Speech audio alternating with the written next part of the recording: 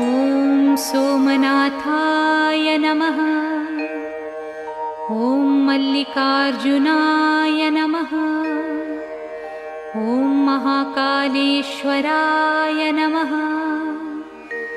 ॐ ओंकारेश्वराय नमः। ॐ वैद्यनाथाय नमः।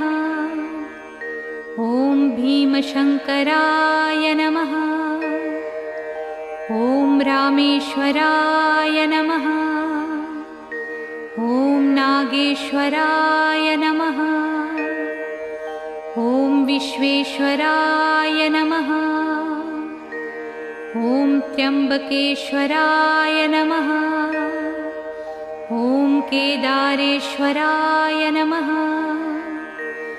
ॐ भुस्मेश्वराय नमः।